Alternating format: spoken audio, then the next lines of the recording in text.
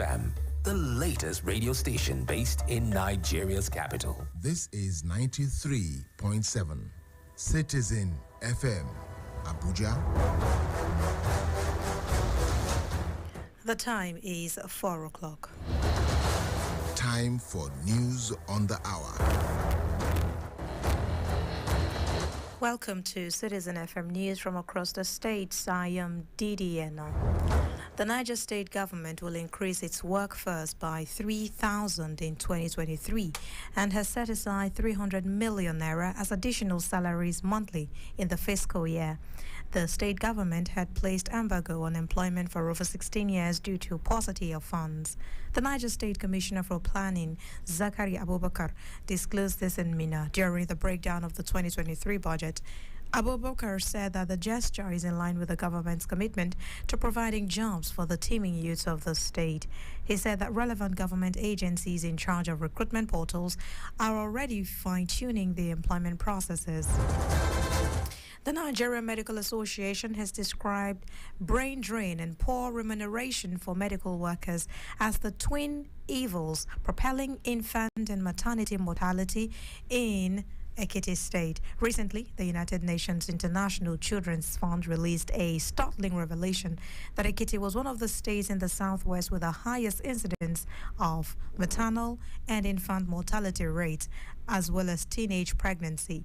Responding to the development, the NMA chairman Ekiti chapter, Dr. Babatunde Rosiji, who spoke in Ado Ekiti, said statistics by the General Medical Council, which licenses and maintains the official register of medical practitioners in the UK, show that 200 Nigerian trained doctors were licensed between August 31, 2022 and September 30, 2022.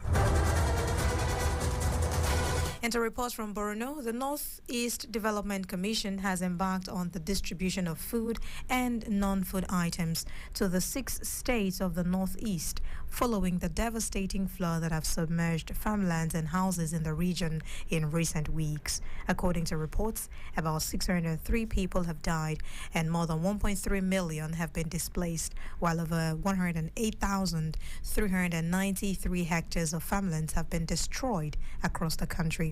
20 out of the 36 states were affected by the devastating floods in the last few months. More so, the Save the Child International, in a statement issued recently, revealed that more than 1.25 million children have been affected by flood.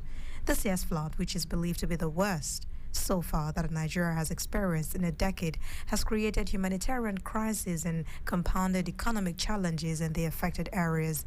Some flood-affected states include Bayelsa, Rivers, Anambra, Edo, Delta, Lagos, Kano, Adamawa, Jigawa, Benue, Taraba, and Borno. And to Adamawa, the National Population Commission says it will engage no fewer than 26,000 ad hoc staff in Adamawa State for the conduct of the 2023 Housing and Population Census. Dr. Clifford Zira, the NPC Federal Commissioner in charge of the state, made this known in Yola. Zira said the staff would be adequately trained on processes and the procedures towards the conduct of a transparent, credible, and acceptable exercise. He solicited for understanding and cooperation of all relevant stakeholders to ensure the conduct of a reliable housing and population headcount, saying the NPC will not relent in making the exercise a huge success. The Defense Headquarters says the troop of Operation Hadarindaji have eliminated a notorious bandit kingpin identified as Mr. Badda at Yartasha village in Maro local government area of Zamfara. The director, Defense Media Operations Major General Musa Dammadami, made this known in a statement in Abuja. Dammadami said the bandit kingpin was eliminated when responding to attacks on farmland harvesting their produce. According to him, Badda was said to have been attacked. Also attacked Yartasha village market and killed some farmers on October 13, 2022.